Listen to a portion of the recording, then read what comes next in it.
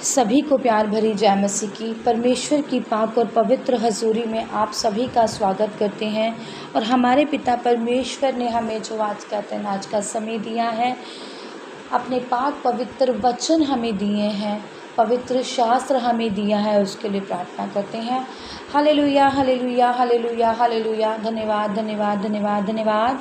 पिता पुत्र पवित्र आत्मा सेना के यहोवा खुदावंद जी, आसमान और धरती के मालिक खुदा, आपका धन्यवाद करते हैं। पिता परमेश्वर जी, खुदावंद जी, आपने हमें चलती सांसें दी। पिता परमेश्वर जी, हमें घर परिवारों में बनाकर रखा। पिता परमेश्वर जी, हमारी रसोइयों में बरकतें दी। खुदावंद जी, हमारे शरीरों को ब्लेस्ड रखा। पिता परमेश्वर जी, हमारे परिवारों में हमें बनाए रखा। पिता परमेश्वर जी, और अपनी पाक पवित्र हजूरी में हमें बिठाया, हमारे पापों गुनाहों को क्षमा किया। आपका बहुत धन्यवाद करते हैं मेरे महान परमेश्वर, मेरे जीवते खुदा। अब समय आपके वचन का, आपके कलाम का, पवित्र शास्त्र का है। पिताजी, आपके कलाम में लिखा है कि धरती आकाश टल जाएंगे पर मेरे वचन कभी भी नहीं टलेंगे। खुदावंद जी, सचमुच ये वचन हमारे जीने का, हमारे शुद्ध रहने का आधार है। पिता परमेश्वर जी, ये वचन हमारी ज़िंदगियों में बने रहें खुदावंद जी, और 1000 गुना फलों को लेकर आएँ पिता परमेश्वर जी। और ये फल पिता परमेश्वर जी हम दूसरों तक पहुँचाएँ मेरे खुदावंद जी, ताकि वो और जनों को फल दे मेरे खुदावंद जी।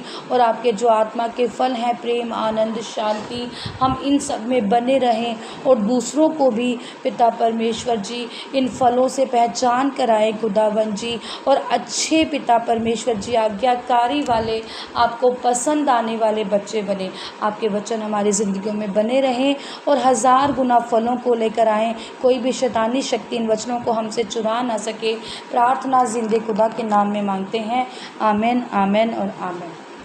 आज मैं आपके लिए लेकर आई हूँ लूका 3 की 7 से 14 नंबर आयत तक, जिसका टॉपिक मैंने आपको बताया था कि यूहन्ना बपतिस्मा देने वाले जो बहुत ही साधारण जीवन जीते थे, जंगलों में रहते थे, टिड्डियाँ खाते थे और शेल की खाल जैसे वस्त्र पहनते थे, साधारण जीवन जीने वाले जो परमेश्वर का प्रचार करते थे, जंगलों में रहकर और मन फिराव का प्रचार कर रहे थे और बपतिस्मा लेने का प्रचार कर रहे थे कि मन फिराओ, क्योंकि स्वर्ग का राज्य निकट है। उद्धारकर्ता आने वाला है जो तुम्हारे पापों से तुम्हें रिहाई दिलाएगा, तुम्हारे बंधनों से तुम्हें छुटकारा दिलाएगा। लिखा है, जानते हैं, लिखा है, जो भीड़ की भीड़ उससे बपतिस्मा लेने को निकल कर आती थी, उनसे वह कहता था, हे सांप के बच्चों, तुम्हें किसने जता दिया कि आने वाले क्रोध से भागो। अतः मन फिराव के योग्य फल लाओ और अपने अपने मन में यह ना सोचो कि हमारा पिता अब्राहम है, क्योंकि मैं तुमसे कहता हूँ कि परमेश्वर इन पत्थरों से भी अब्राहम के लिए संतान उत्पन्न कर सकता है। कह रहे हैं कि पहले जैसे लोग थे, वो कह रहे हैं कि जब भीड़ की भीड़ प्रभु बपतिस्मा देने वाले यूहन्ना दाता को देखकर चढ़ आई या निकल आई, तो उन्हें देखते हुए वो कहने लगे कि हे सांप के बच्चों, तुम्हें किसने जता दिया था कि आने वाला क्रोध से भागो। कि तुम क्या सोच रहे हो कि जो आने वाला है, जिसका मैं प्रचार कर रहा हूँ, क्या वो तुम्हें डराने के लिए आने वाला है या वो तुम्हें नुकसान पहुँचाने के लिए आने वाला है? कि तुम क्यों इतने अंधकार में चलकर ऐसे भागते हुए आ रहे हो? मैं जो प्रचार कर रहा हूँ वो मन फिराव का प्रचार कर रहा हूँ। कि किसका प्रचार कर रहा हूँ? कि तुम फल लेकर आओ, कि जो भी तुम में बुराइयाँ हैं या जो भी तुम में कमियाँ हैं, उन कमियों को भूलकर जो प्रभु को पसंद आने वाले काम हैं वो तुम करो। और अपने मन में यह ना सोचो कि हमारा पिता कौन है, अब्राहम है। क्योंकि कह रहे हैं कि जो अब्राहम है उसे भी परमेश्वर ने संतान दी थी। कि परमेश्वर कौन है? उद्धार, मतलब तुम पृथ्वी पर हर किसी को ही अपना पिता मत बनाओ, क्योंकि पिता कौन है? एक ही है जो सर्वशक्तिमान है, जो सब कुछ करने की ताकत और सामर्थ रखता है। अब्राहम अब्राहम के लिए तो क्या, वो पत्थरों से भी क्या कर सकते हैं, संतान को उत्पन्न कर सकते हैं। वो पत्थरों में भी क्या डाल सकता है, जान डाल सकता है। वो पत्थरों को भी क्या कह सकता है, पानियों पर चला सकता है, क्योंकि वो सर्वशक्तिमान है, वो सब कुछ करने की ताकत और सामर्थ्य रखता है। क्योंकि क्यों कह रहे हैं कि अब्राहम के लिए भी संतान उत्पन्न किसने की थी, परमेश्वर ने। प्रभु परमेश्वर चाहते थे तो अब्राहम को संतान मिली थी। अब्राहम खुद से नहीं पा सकता था। जब तक परमेश्वर की मर्जी ना हो तब तक उसे कहीं से भी कुछ नहीं मिलता, और जो परमेश्वर की मर्जी से मिलता है वो सदा तक बना रहता है। हालेलुया। और लिखा है, अब कुल्हाड़ा पेड़ों की जड़ पर धरा है, इसलिए जो जो पेड़ अच्छा फल नहीं लाता वह काटा और आग में झोंका जाता है। तब लोगों ने उससे पूछा, तो हम क्या करें? उसने उन्हें उत्तर दिया, जिसके पास 2 कुर्ते हों वह उसके साथ जिसके पास नहीं है बांट ले, और जिसके पास भोजन हो वह भी ऐसा ही करे। परमेश्वर किसका प्रचार करते थे? आप सभी जानते हैं कि प्रभु नासरी प्रेम का प्रचार करते थे। और जब वो 2 मछलियों और 5 रोटियों में भी बरकत डालने वाले खुदा थे, तो उन्होंने क्या सिखाया था कि मन फिराव करो और एक दूसरे से क्या करो, प्यार करो। अब वो यहाँ पर क्या बता रहे हैं, कह रहे हैं कि अब कुल्हाड़ा पेड़ों की जड़ पर धरा है, मतलब अब जो क्या है, उद्धार है, वो तुम्हारे सामने है। क्योंकि जो पेड़ अच्छा फल नहीं लाता, जो प्राणी, जो मनुष्य प्रभु के कहने के अनुसार नहीं चलता या प्रभु की आज्ञाकारी में नहीं होता, वो क्या करेगा, वो अच्छा फल जो नहीं लाएगा वो क्या करेगा, काटा जाएगा और आग में झोंका जाएगा, क्योंकि उसका न्याय प्रभु नासरी करेंगे। जब उनको खड़ा किया जाएगा तो प्रभु नासरी उनका क्या करेंगे, खुद ही उनका क्या करेंगे, न्याय करेंगे। और कह रहे हैं, अभी भी तुम क्या करो, मन को फिराव करो, जिसके पास 2 कुर्ते हैं, मतलब जिसके पास जो कुछ है वो एक दूसरे से क्या करो, बांट लो। अगर जिसके पास खाने के लिए भोजन थोड़ा है वो भी क्या करे, एक दूसरे से बांट ले, जिसके पास नहीं है उसे दे। इट मीन्स कि अगर तुम में प्रार्थनाओं वाला जीवन है तो दूसरों को भी क्या करो, उस मार्ग पर चलाओ। और कोई गरीब है तो उसकी क्या करो, मदद करो। किसी को नीचा मत दिखाओ, परमेश्वर के फलों को ग्रहण करो और प्रेम से अपने जीवन को क्या करो, व्यतीत करो। और एक दूसरे के साथ क्या करो, कुड़कुड़ाओ नहीं, बल्कि मेल मिलाप वाला क्या करो, विचार प्रकट करो। हालेलुया। महसूल लेने वाले भी बपतिस्मा लेने आए और उससे पूछा, हे गुरु हम क्या करें? उसने उनसे कहा, जो तुम्हारे लिए ठहराया गया है उससे अधिक ना लेना। सिपाहियों ने भी उससे यह पूछा, हम क्या करें? उसने उनसे कहा, किसी पर उपद्रव ना करना और ना झूठा दोष लगाना और अपने वेतन पर संतोष करना।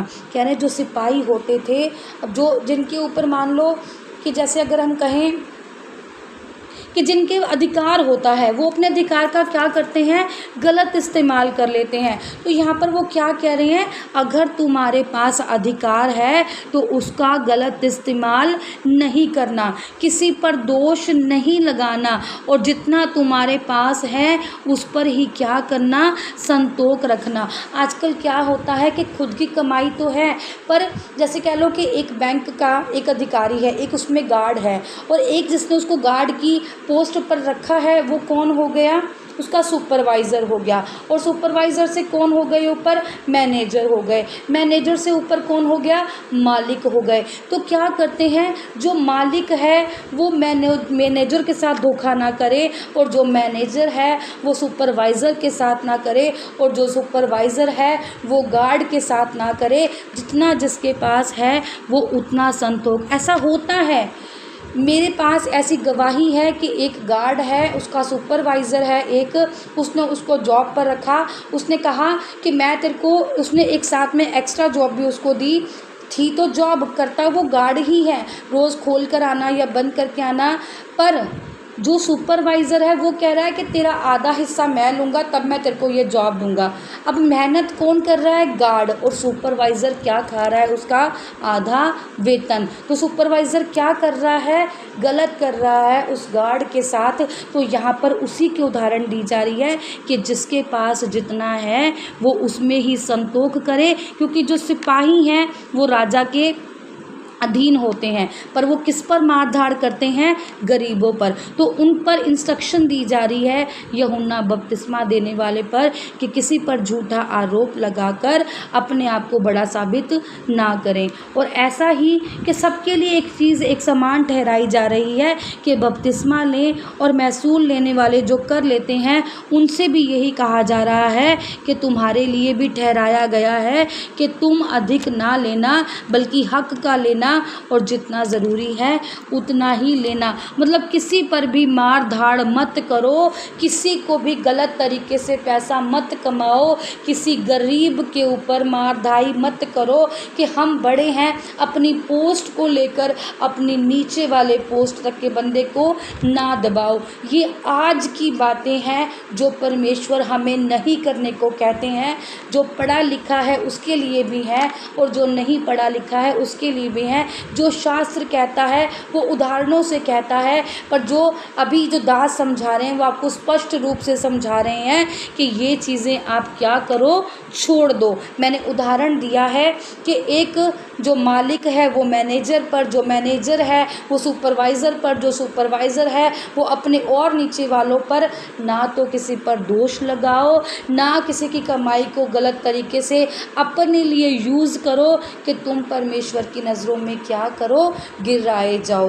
क्योंकि जो ये तुम काम करोगे वो क्या होंगे? उस वृक्ष के समान होंगे जो आग में झोंके जाएंगे और जो फल लाने वाले नहीं होते।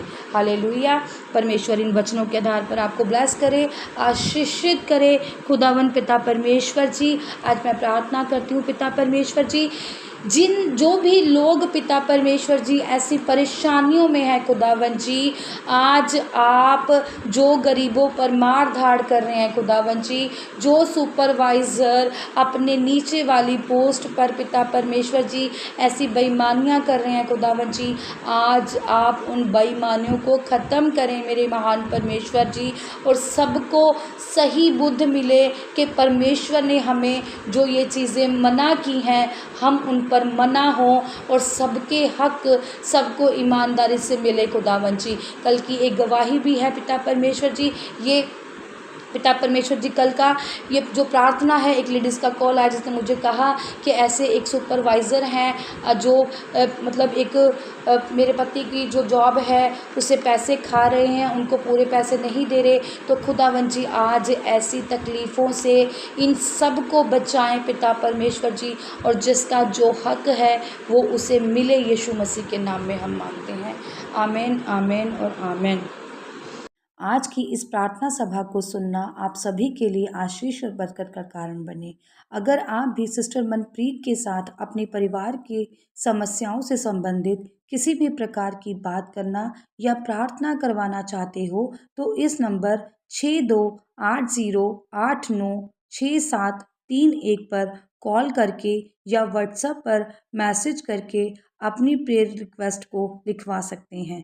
प्रेयर लाइन पर कॉल करने का समय सुबह 8 बजे से शाम 8 बजे तक का है। कृपया करके सुबह 8 बजे से पहले और शाम 8 बजे के बाद कॉल ना करें। धन्यवाद। सभी को प्यार भरी जय मसीह की।